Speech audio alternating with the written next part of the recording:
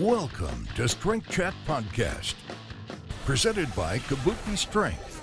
Introducing your hosts, Chris Duffin, the mad scientist of strength, Rudy Cadlove, mature athlete and coach, and the wizard of training himself, Brandon Sen. Welcome to Strength Chat with your host, the mad scientist of strength. That's right, myself, Chris Duffin. To my right, I've got our mature athlete and coach, Dr. Rudolph. And grandfather. He's over here doing texts to his multiple, his daughters about pregnant daughters. Yes, to get questions. To my left, the man of mystery, Brady Cable. So Brady only joins us every now and again for our podcasting, but he's a key component of our coaching staff. But little story first. Brady and I were having some fun a couple days ago, late last week. So Brady also manages our operations, and he just received in our new prototype power bars, and he's like, so what does this mean, like real world? The tensile strength, and I'm like, well, I was actually out on the gym bench pressing at the time. I'm like, I'll show you right now. So we run over and slap them in the lathe, and proceed to machine one bar away with our new bar, which was quite entertaining. It was actually quite surprising how fast it went. There was metal chips flying as like the other bar just like disappeared. So the other bar being the future competitors. Well, it's a competition grade power bar. It wasn't some cheapo bar. Of course, I posted it up online. And stated, we actually ran the test in reverse, and I posted pictures of both tests. But there must have been like a dozen people at least that got online still, and they're like, well, that's only because your bar was the fixed bar, and the other one was turning in the lathe. And I'm like, reading comprehension fails, like over and over and over. Like it says it right in the post and references the picture.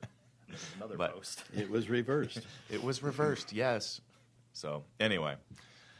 That was quite an entertaining story to lead us off today, Chris. I know. It has absolutely nothing to do with our podcast today at all. Okay. I know. Maybe I just needed to vent. Well, let's talk to some people who are going to share with us some information, some of which cannot be reversed or shouldn't be reversed, I guess. But go ahead and introduce. So we've got. We've got Lindsey Mathews, the founder of BIRTHFIT, on today, and along with two other people from her organization, Lindsey Mumma, and then shortly to join us, Erica Boland. Did I get Erica's name right? Yes, that is excellent. Correct. Okay. So you're probably our listeners are probably wondering, why is three guys having doing a podcast about birthing, but so much of our listeners are trainers, gym owners, strength coaches. Or clinicians dealing with how to and everybody has people, whether you're male or female, is going to run into working with a client that is pregnant. And so there's a lot of, I think, sometimes, outdated dogma and stuff that's out there. We wanted to go to and get a good answer as far as, some of the questions that come up. And actually, I wouldn't say I met, what kind of leads into our discussion beforehand, but Lindsey Mumma and I started interacting on what was it, Instagram? Is that right, Lindsey? Yeah, Instagram. Yep. So I saw a video posted, and she was doing a pretty good routine that I was quite impressed by. Not just the fact that she was using the infamous shoulder rock in it, but actually that's what caught my attention. And then I watched the rest of the video, and I watched it a couple times. I'm like, she knows what she's doing. Like there's some good stuff here, and so that's when I reached out to Lindsey and kind of got the introduction to BIRTHFIT, and that's one of the things I think that we have between Kabuki Strength and yourself is a pretty solid grounding in DNS, and that's why I was like able to appreciate what you were doing in the course of that training. But let's just start out with like, what is BIRTHFIT? What are the three of you doing? What's your agenda? And tell us a little bit about yourselves in BIRTHFIT. Do you want me to take that, Mumma? Yeah, go ahead. I find it for our listeners, you guys call each other by your last name, the two Lindseys. So we got Mathews and Mumma here. Okay. So in like the elevator speech that I give at like shows or walking down the hall or, along the street, BIRTHFIT is an education and empowerment company. And our goal is to educate and empower women throughout that motherhood transition. And we do this through the use of our foundational pillars. And our foundational pillars are fitness, nutrition, chiropractic, and mindset. And in the simplest terms, this will look like, or it'll be a different degree of each of those pillars for each woman. But we've settled on those 4 pillars basically because of our experience as doulas, chiropractors, coaches, moms in this crazy world that we live in. So that would be the 2-minute elevator speech. But I would say our ultimate goal with BIRTHFIT is to change the way that our society and our world views women and pregnancy and postpartum and this beautiful motherhood transition. It's quite a transformational time in a woman's life, but also something that takes us back to the most primal part of being a human. So we like to tap into that. Excellent. So, yeah. And I think, well, a few of us at the table, Brady does not have any little kiddos running around at this point. So, there's much life ahead of him still. But I've got a couple children, and Dr. Rudolph over here, I think he has like somewhere between 39 and 41 He's just grandkids. I've told you a million times not to exaggerate. No, 5 children, 11 grandchildren, and number 12 on the way. So we've got wonderful. a little bit of experience there. I think Erica might be popping in here. It looks like that. Oh, hooray. I see her. Yay. Oh, there she is. Hello, Erica. Made it. Welcome to the party, Erica. So we were just getting started. So you haven't missed much. Mathews just gave us the elevator speech. Yeah. So when do y'all want to add anything? I would just say that we're trying to give women and men as much information as we can so that people in Brady's position, hey, I don't have kids yet, but I'm interested in fitness and I like to be healthy. Okay, well, what does that look like when I'm at a point in time where I'm ready to have kids? And we actually want to reach more people like Brady because we're seeing so many women who are at the end of their pregnancy or are, a year and a half postpartum who are like, oh, I wish I would have found you sooner. We hear that all the time. I wish I would have found you sooner. And because it's so empowering to get solid information that's evidence-based and based off of developmental kinesiology in terms of how we're moving. And then we're also, it's not just about movement. It's so much more than that. Like Mathews was saying, we're connecting with the most primal instincts that we have in order to, further our legacy as humans. That's the part of our survival mechanism is to make our offspring survive. So we need to have a healthy way of bringing them into the world. And in order to do that, we need to really respect what a woman's body is capable of and and respect the process of becoming a mother. Sure. So, Lindsey, Mumma, when is the ideal time to find you guys? I mean, obviously now, if wherever you are in the process. Now, wherever right you now, are, right wherever now, you are, log on to birthfit.com, right? But in terms of the whole process, do you have words of wisdom and fitness for people for preconception? Should people be thinking about fitness prior to getting pregnant? Absolutely, because your body is a vessel that's going to carry your offspring, and if you want to have the easiest possible route of doing so, then you have your body, your mind, your soul, everything centered and ready to to create life. That way you can then carry it and bring it into the world. So ideally, if we get someone who is like, hey, I want to get pregnant within the next year, that's perfect timing, because then we can start to hone in their nutrition. We can start working with them on getting a mindfulness practice started. We can work with them on what their fitness is going to look like and help them achieve their fitness goals surrounding what their overall life goals are. So typically in the fitness world, we have goals of, I want to deadlift this much or squat this much or snatch this much or what have you.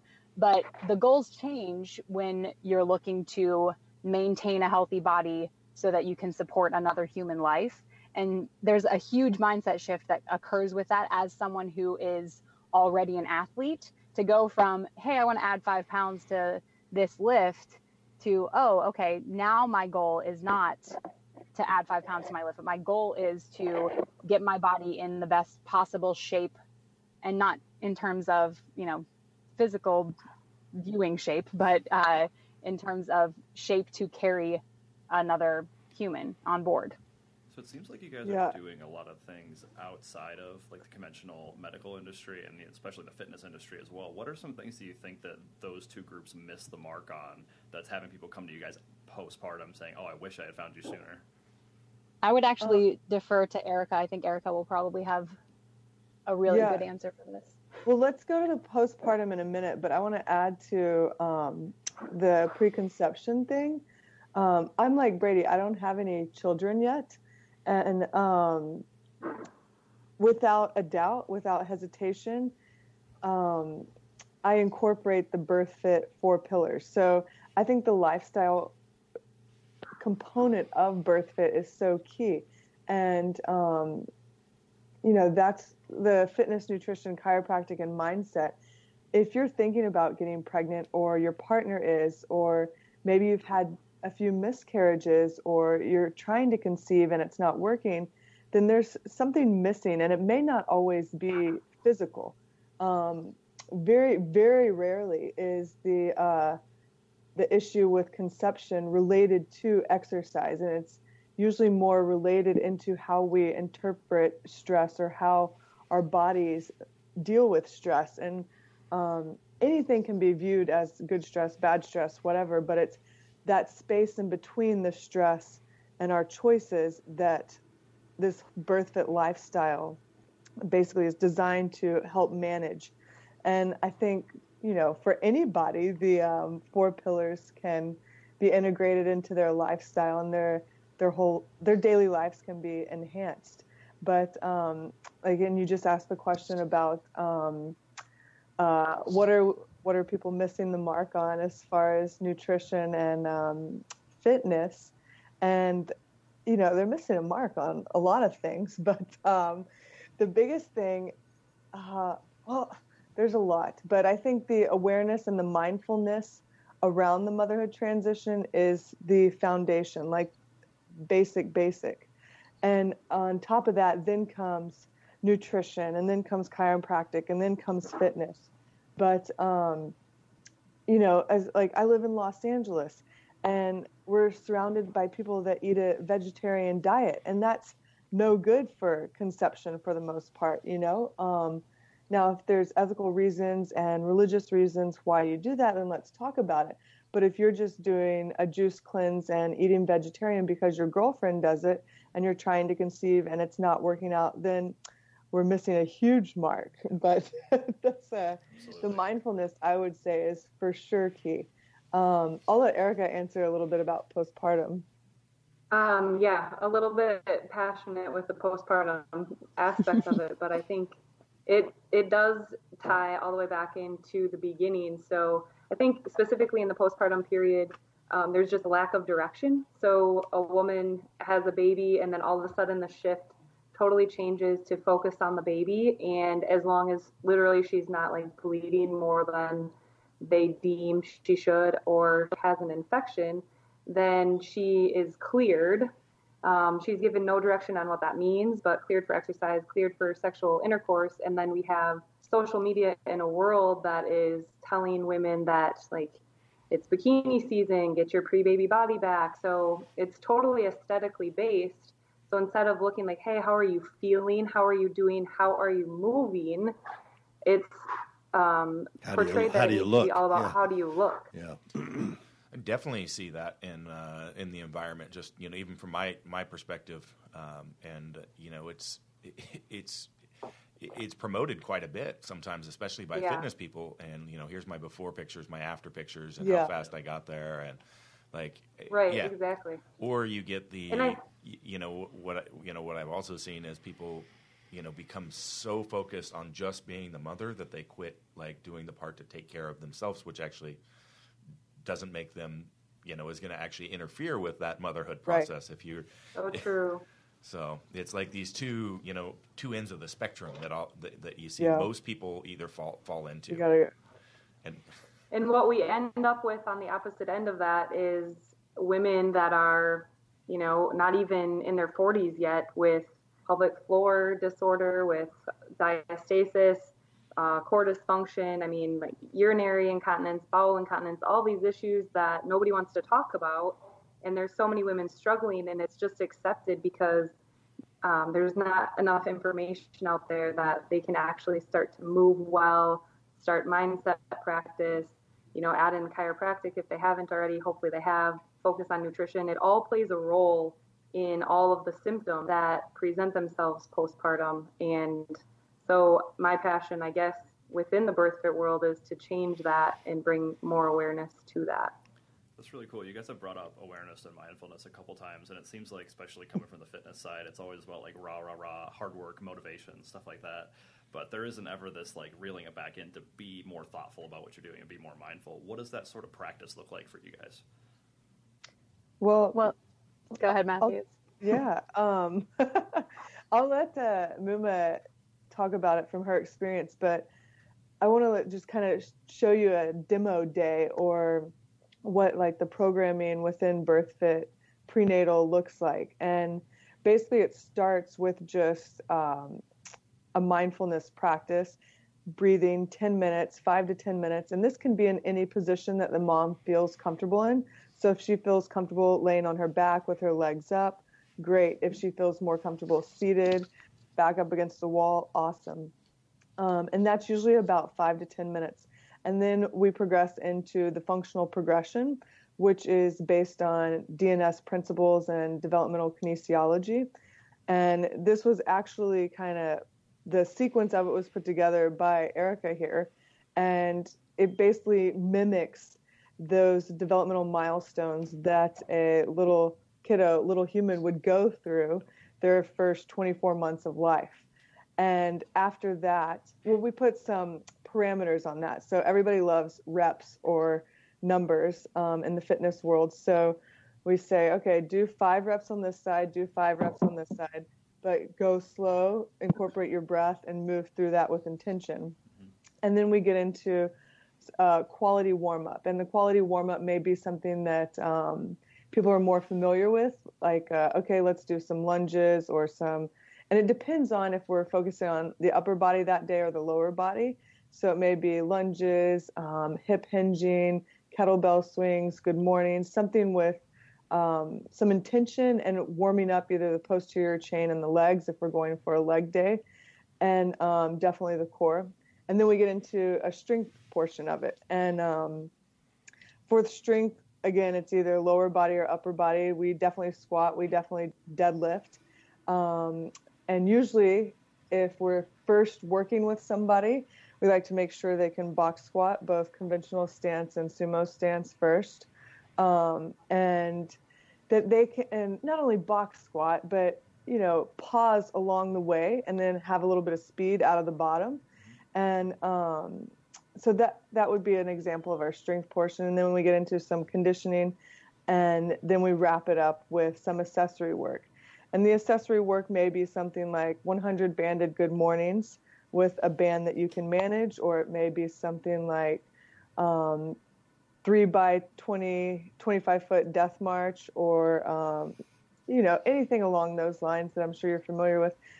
Or it may be something more related to breath, like as we progress through the pregnancy, so around 35 weeks, 36 weeks, instead of focusing on strength and maintaining strength, we may focus more on breath and tuning into our body. So it may be some hip circles or ball circles on the physio ball, tuning into you, counting how many times you feel baby move, that sort of thing.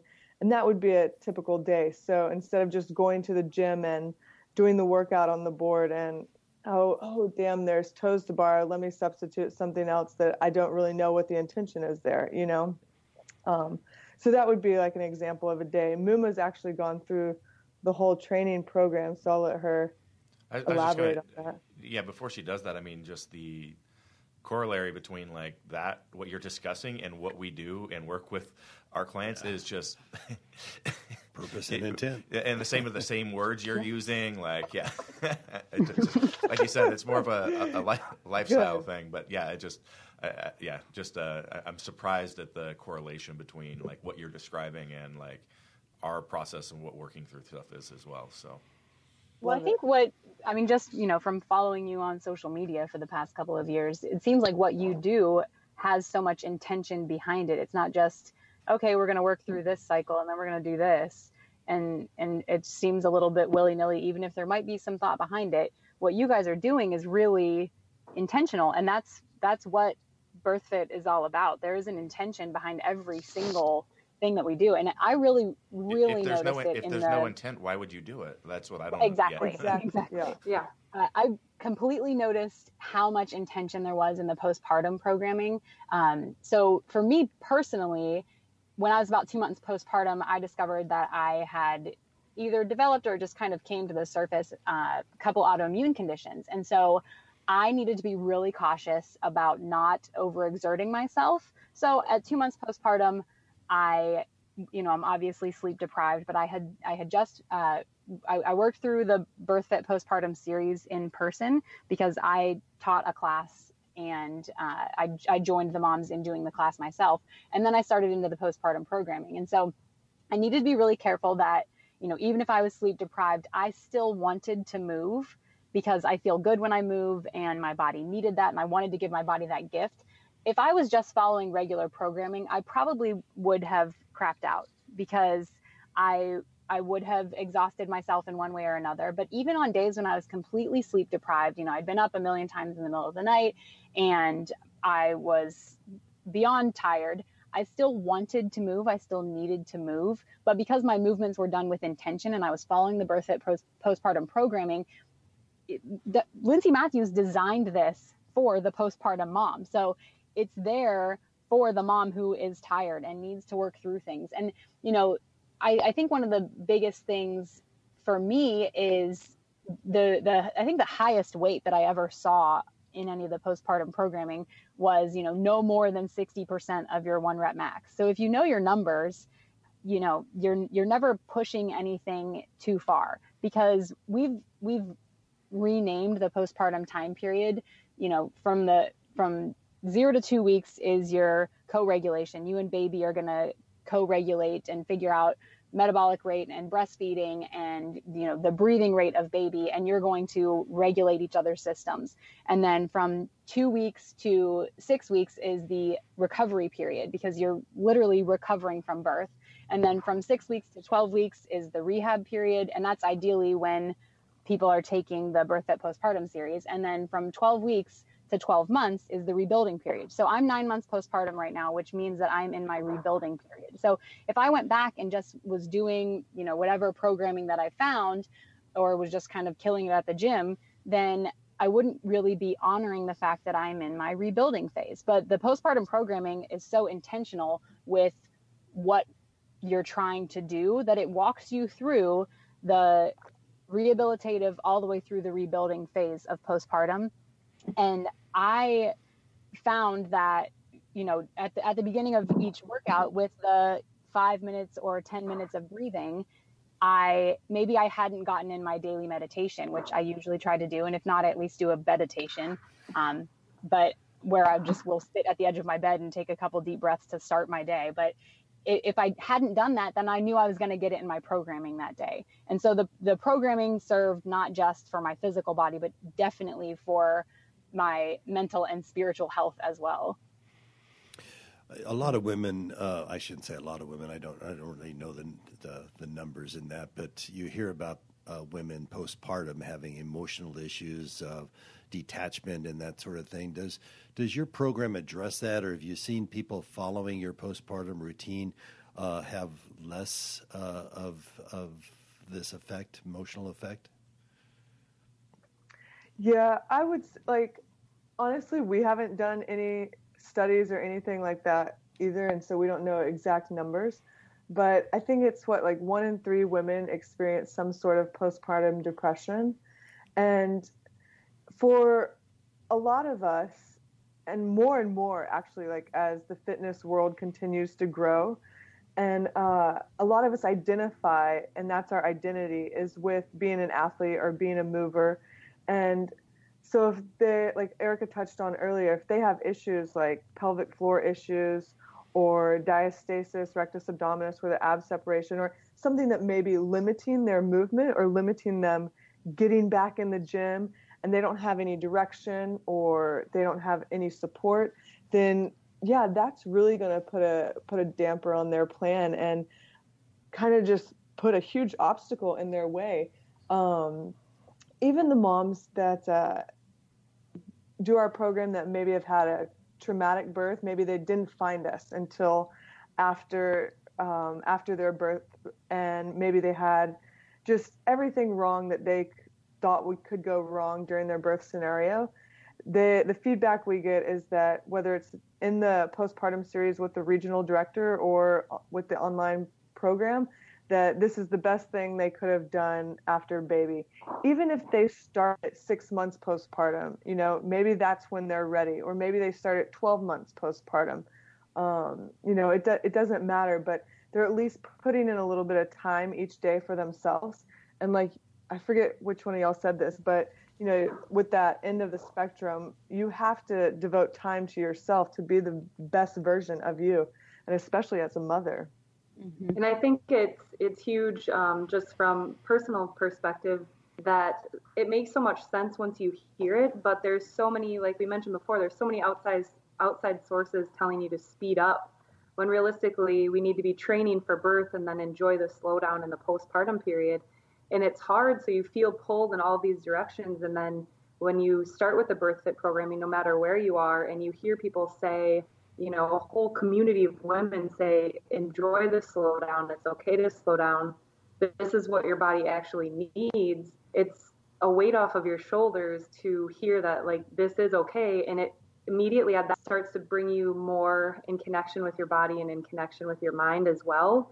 And connecting really what you need and what your baby or babies and your family unit needs. Obviously, everybody runs different, but to hear that, hey, this is okay, makes total sense when you're on this side of it, but hearing it for the first time can be pretty emotional as well. Mm-hmm. My daughter, Christy, is postpartum now. I guess her youngest is maybe 18 months or so now. But she was asking, during pregnancy, her women's spine starts to move and their hip joints start to spread, and all how does that affect the exercise routine and in your intensity and so forth? And are there any dangers, the things that people should be aware of as they progress during pregnancy? Yeah. So those are some of the gifts that your body actually gives you when you're pregnant. As soon as you get pregnant, your rib cage expands, your lumbar lordosis increases, your thoracic kyphosis increases. So it's not that your body is responding to a big baby being in there and kind of trying to create room. Your body knows what it's doing. So when it gets pregnant, it's like, oh, these are the adjustments that I need to be making. But that's why chiropractic is one of the BIRTHFIT pillars, because it's so important that biomechanically you are as balanced as possible. So we're not just saying, okay, make sure you strengthen your posterior chain. Yeah, that's a huge part of it, because your center of gravity shifts forward and there's a lot of weight pulling you anteriorly. So on purpose, of course, because there's intention behind everything that BIRTHFIT does, we're strengthening the posterior chain. But we're also making sure that moms are getting biomechanically balanced because you do have more relaxin in your system, which is going to cause some ligamentous laxity. You also have those biomechanical changes, such as the anterior shift in center of gravity, as well as the changes within the spine and the pelvis. But those changes are what allow your body to birth more easily. So the pelvis widens so that baby can get down into the pelvis, and then you have more room for baby to come out. And so these are wonderful gifts that our body gives us, but we do need to be cautious that we're not making things worse. One of the first things that we give up are sagittal plane abdominal movements, because we don't want to cause anything that's loading on the anterior part of the body to make a diastasis worse or to just contribute to overall core dysfunction. So we are very cautious about the things that we do, in terms of all of our training and stuff. And, there are risks to exercising, whether you're pregnant or not pregnant, but we have found that the risks certainly outweigh the benefits for the most part. And Dr. James Clapp wrote Exercising Through Your Pregnancy, and it's not a book that got a lot of attention, but we have given it a lot of attention, at least we've tried to. And they found that women exercising through their pregnancy became these really efficient movers and really efficient at their all of their body processes, basically. And so despite the changes that are happening, exercise still is an incredible part of being a healthy individual. I would say it's far more risky to stay sedentary during pregnancy than it is to be active. And we, like Lindsey said, we haven't done any official studies, but Lindsey, Mathews, and I are both doulas. And consistently, I see it with my doula clients, those that grasp onto and can implement all 4 pillars throughout their pregnancy, maybe even before pregnancy, carry that into and through birth. Their labors are a lot different than someone who's sedentary and not taking care of themselves. And on top of that, just to add on a little bit to what Lindsey Mumma was saying, it's like this 9-month period of change that we can meet slowly with adapting our exercises, but then it's a very quick shift in the postpartum period. Your posture, your core movements, all of this changes over time, and then the baby's born, and that's a pretty sudden change. So we have intentional movements, intentional programming for that as well. Pregnancy is a time when if you have any movement dysfunction or core dysfunction, pelvic floor dysfunction beforehand, it will likely bring it to the forefront. So again, slowing down and giving yourself the time to heal in the postpartum period is huge. And no one else really gets that opportunity other than the postpartum woman, which is pretty amazing when you start to think about it that way. So it seems like the doctors for years have suggested that women should slow down and not exercise and rest as much as possible during pregnancy. That's kind of an old wives' tale. We kind of know that's not right anymore.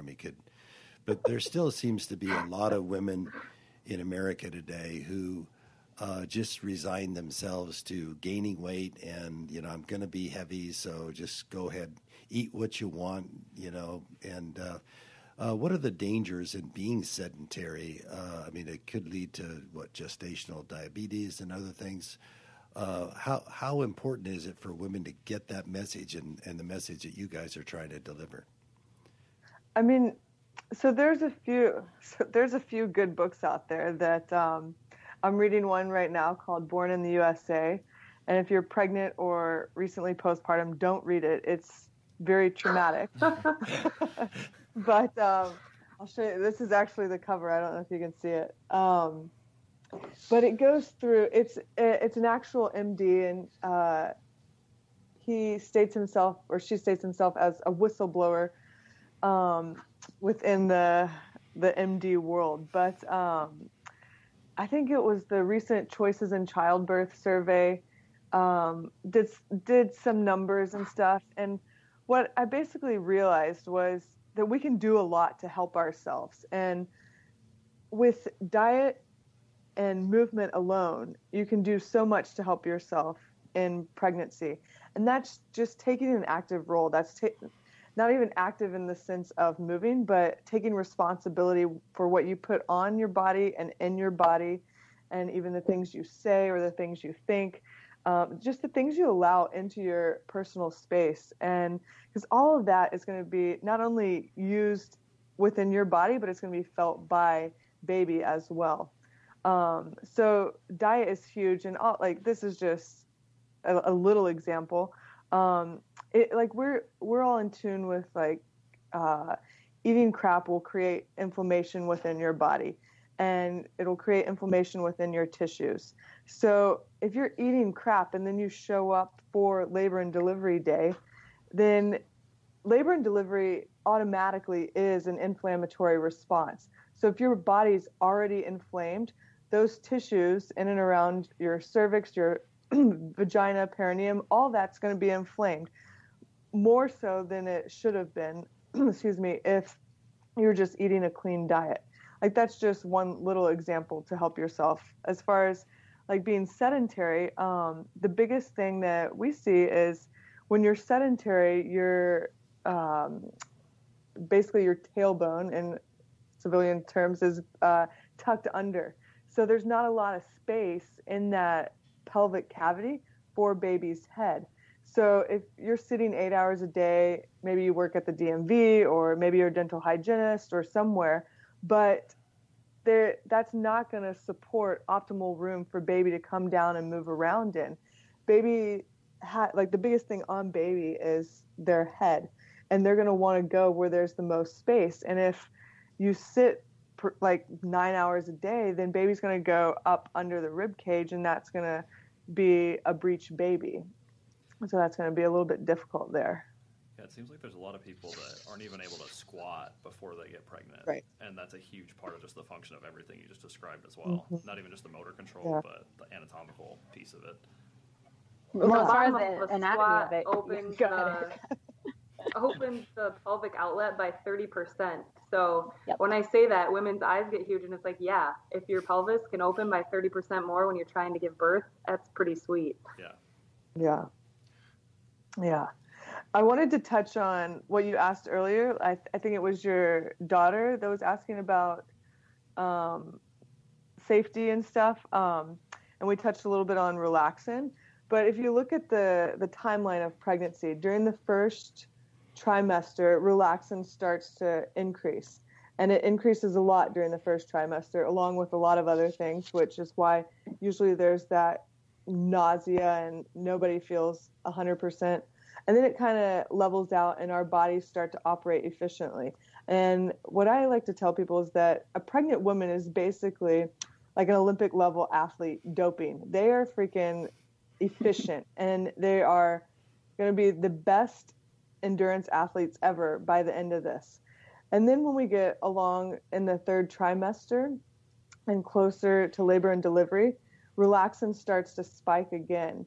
And the relaxin is the hormone that relaxes the ligaments, and it does so predominantly in and around the pelvis, the lumbar spine, hips, and it does that, as Mumma was saying, for labor and delivery. Like, your body innately knows what to do. And then it kind of peters off and stays at a level throughout breastfeeding. But if we know that there's a little bit of ligament laxity going on, then why would we not use DNS when it's designed to stabilize, when it's designed to also enhance range of motion and stabilize through that full joint range of motion? Like, that only makes sense to me there. So if you get somebody that's a yogi or somebody that has all the range of motion, but there's no stability, then I guarantee they'll have hella back pain throughout their pregnancy. So it's like DNS just makes so much sense to me in that aspect.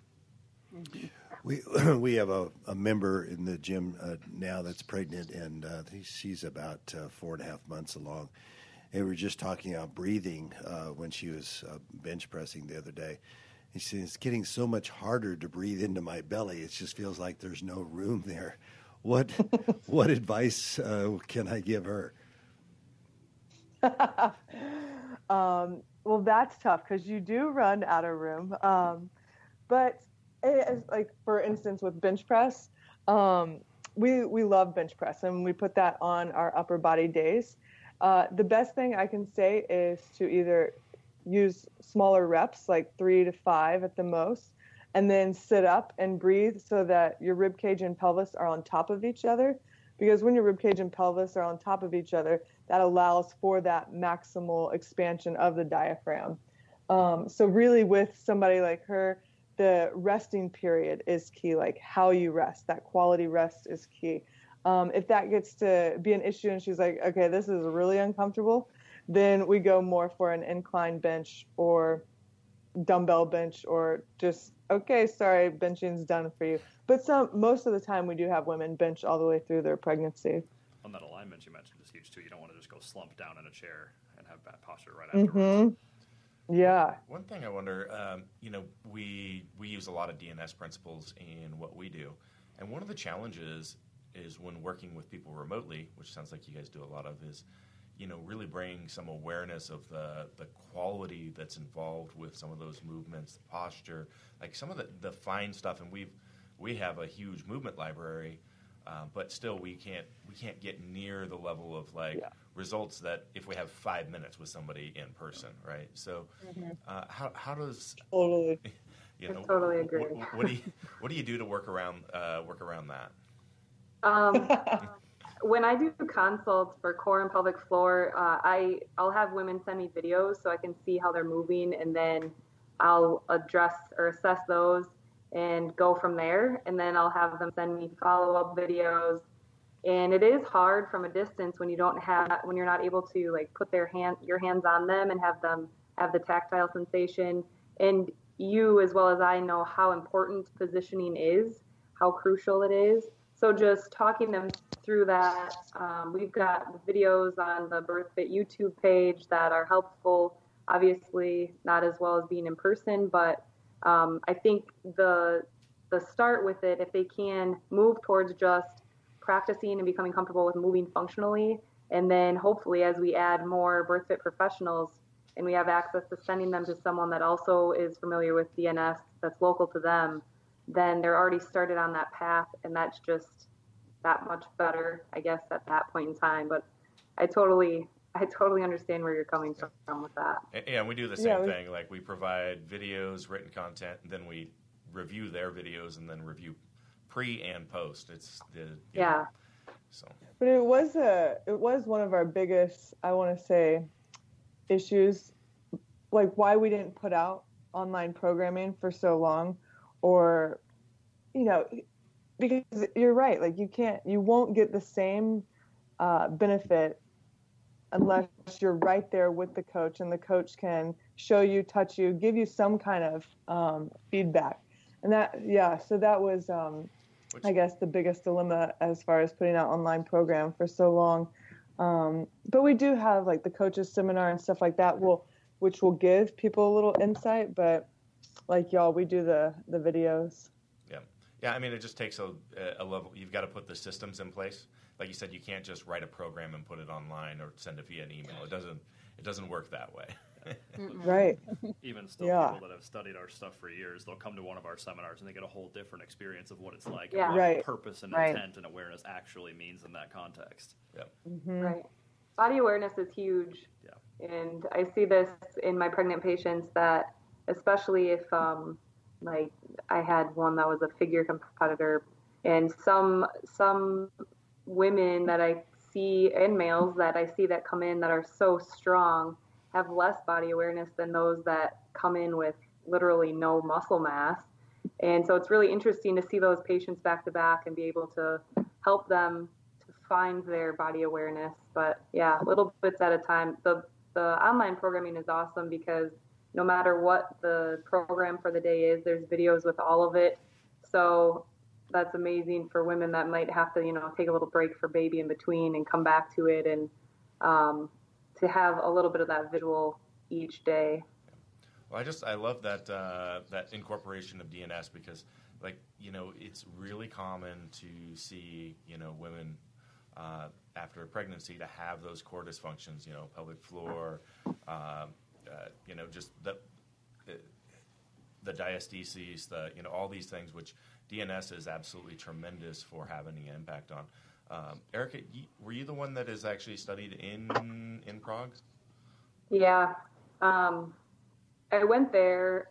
I was supposed to go there with a little girl that had cerebral palsy, and at the time I was pretty bummed that she didn't go, and ended up observing a lot of women's health core, I guess, and pelvic floor dysfunction, and it was so eye-opening, and I just realized, like, holy crap, we're really missing the boat on how we're treating women throughout the entire motherhood transition, but especially postpartum when they're suffering and left to just try to guess what they're supposed to do. So I actually had a patient soon after I returned back that was dealing with some urinary and bowel incontinence. And I was doing a few of the DNS movements with her, and it was going pretty well. And that's where the functional progression came from. I just decided, like, hey, why don't we put this into a progression that people can work on their own at home? And I think it was like 6 visits it took before her incontinence issues, both bladder and bowel, went away, as long as she remained consistent with the exercises for a while. Since then I've started to work really closely with the pelvic floor PT, so we see even better results with combining the chiropractic and DNS, and then the pelvic floor PT that isn't just recommending Kegels. So there's more to it than that. Yeah. Yeah. Mathews, as the founder of BIRTHFIT, obviously you're a very capable and confident woman, but I love the positive affirmations you have on your About page about how I'm the proudest member of the Texas Aggies, but how I am a game changer. And if you read those statements to yourself every day, which I hope you do, because it just reinforces who you are and what you're about, and gives you that confidence to move on. What would you say to your clients about the psychology of fitness during pregnancy?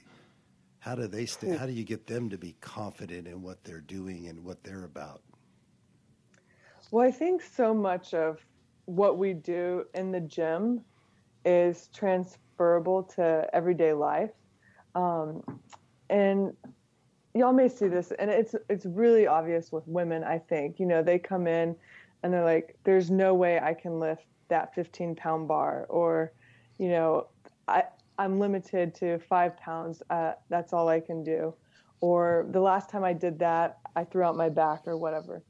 And I think meeting them, like, I forget, Mumma and Erica said this earlier, meeting them where they're at each day is important. Maybe you take 2 steps forward and 1 step back, or 3 steps forward and 1 step back. But adding a little bit more each day will add a little bit of confidence. And if you want to relate this even more to fitness, especially the lifting portion of it, in our programming or in our training, we only take lifts that we know we will make. 100%, like if you step up to that bar, you're going to do this 100% without a doubt. There's no failure is not an option.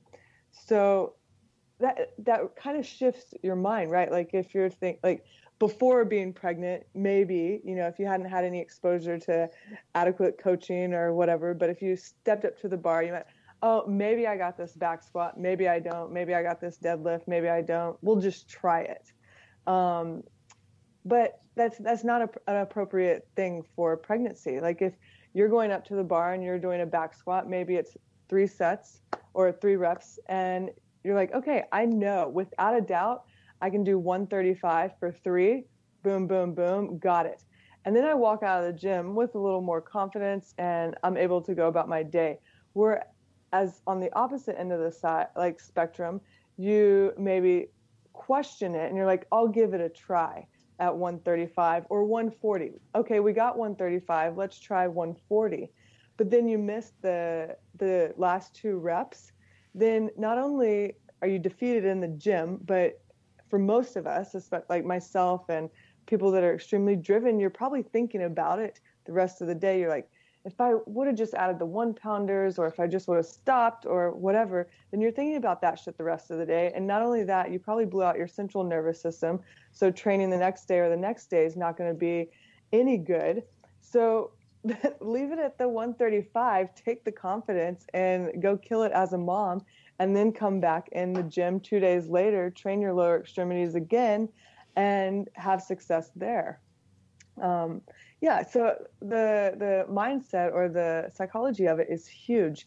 And I'll tell you this one story. We had this woman that started training with us in Venice at like 36 weeks pregnant. She called us. She's like, hey, can I still get BIRTHFIT? And we're like, oh, my God. Sure. Never too late. Show up. We'll figure this out. So she showed up, and she started training with Emily. And like I said, we met her where she was at. So we set up on day one, we did some functional progressions. We did some box squats. She did box squats with a 35-pound bar. And that was it. Then we did maybe like 2 or 3 rounds of a 200-meter walk, some dumbbell pressing, and that was it. Like dumbbell pressing with like 10-pound dumbbells. She came twice a week for 4 weeks. Then she went into labor, and she had a 3-day labor.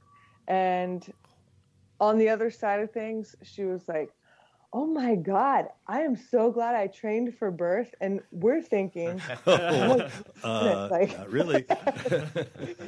What if you really would have trained for birth? Like that would have been crazy. But, you know, having that confidence going into labor and delivery that, oh, I can lift heavy metal stuff, even though like for us, we're like, okay, this is as light can be. We'll just be super cautious here, work with the body she has today, and move a little bit more each day. But had she not had that, I guarantee she would have given up on the 24-hour labor mark or even the 2-day labor mark. You know, it goes a long way for being a woman, I think. Yeah. So in that case, it was more about creating confidence than actually creating strength. Yeah, that's for great. Sure. Good and story. I'll touch on the opposite end of it. You know, a lot of women that work out a lot or that are very type A, very driven, we do have to talk with them and bring them back to, hey, this is a process. This is a natural process that you can't outwork. You can't check the boxes and boom, there's the birth of your dreams. You know, I like to tell people that I'm working with that at some point in this motherhood transition, you'll be faced with probably the hardest obstacle of your life. And it will demand of you that you go back internally and you figure out what's important to you, what your values are, where you stand in this world, basically. And it could be at any part of this journey, whether it's prenatal or even trying to conceive, or maybe you're faced with this dilemma in labor and delivery, or it's immediately after, sometime in the immediate postpartum period. But at some part of this huge transformation, you're going to be faced with the biggest obstacle of your life. And if you've read the book, The Obstacle is the Way, you know that you've got to hit that head on. And, you know, part of the thing we do with women is figuring out their birth mission statement. So if you're at this obstacle and you're, you know, 8 hours into labor and delivery, and they're saying, hey, let's give you some Pitocin, and that's the obstacle, and that's the scariest thing that you've ever seen in your life, then take a minute, slow down. Let's go back to, okay, what was our intention for birth? Was it to have a calm, collected birth? Was it to be as organic as possible? Was it to feel as supported and have a team that supports you? Like, and everybody's birth mission statement's a little different, but come back to what you value most and then move through that obstacle with choices that are made out of love instead of fear. And, you know, you can use that approach anywhere throughout that motherhood transition, but you've got to learn to surrender through that process and use the tools that you have. That's great, Lindsey. I think we're running a little bit close to our time limit. May have passed it a bit, but that's okay. For our listeners, how can we get a hold of you? How can they get a hold of you? Your website, social media, etc. BIRTHFIT.com.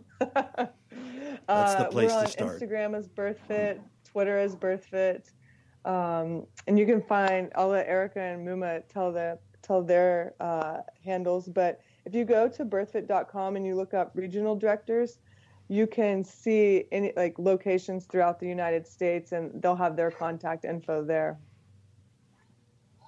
Excellent.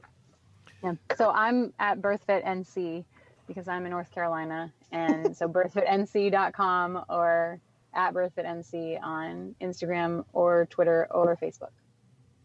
And I'm BIRTHFIT Wisconsin on Instagram, and then BIRTHFITWisconsin.com on the World Wide Web. All right. So can people, if they were to contact you, for example, in Wisconsin, Erica, can they actually meet with you face-to-face, or is everything you do online? For sure, they can meet with me face-to-face. My husband and I are both chiropractors and own a clinic, Cooley Health, in West Salem, Wisconsin. There's some movement in the works for a clinic for BIRTHFIT Wisconsin specifically, so that's kind of an exciting time right now. All right. But yeah, for sure, face-to-face. Otherwise, on the birthfit.com website or BIRTHFIT Wisconsin will link to it as well. You can sign up for a consult if you're too far to travel to see me. Then we can do face-to-face on Skype or Zoom or whatever, send videos. But yeah, I love doing consults and getting that feedback. So for sure, reach out if you have any questions. Yeah, that's true with all regional directors, I suspect. Yeah, the regional directors at each location will teach the BIRTHFIT prenatal series, which is a comprehensive childbirth education class, and that is for moms and their partners. And that is the BIRTHFIT approach to childbirth. So like Mathews talked about, that is setting the mission statement for your birth and creating an early postpartum plan and kind of going over everything that you wish you knew before you had a baby. And then so each regional director will teach that series as well as the postpartum series, which is a postpartum rehab course. And so that meets, twice a week, and moms come in and we're doing, rehabilitative movements. And we also have group discussions and kind of incorporate all 4 pillars into the postpartum rehab. And then the regional directors will also do BIRTHFIT basics consults just to meet with people. And then most of the locations are doing prenatal and postpartum training for women as well. So each one of the regional directors that you can find online does the postpartum series, the prenatal series, and we'll do consults as well as just a BIRTHFIT basics workshop. Excellent. That's great. Well, it's been an absolute pleasure having the 3 of you on today, and really, really enjoyed the discussion. I think our listeners will get a lot out of it, and appreciate you guys taking the time. Hope so. Yeah, thank you so much. This was really great. It was great chatting with you guys. Yeah, and to see your faces. Thank you. I appreciate it. Thank you all for being open to talking with us. Yeah, thanks for coming. Yes, thank you, Chris, for reaching out. Yep, it's been fun. All right, we're gonna check out. All right, we'll talk to you again soon, hopefully. All right. Okay. Yeah. Bye-bye. Thank you.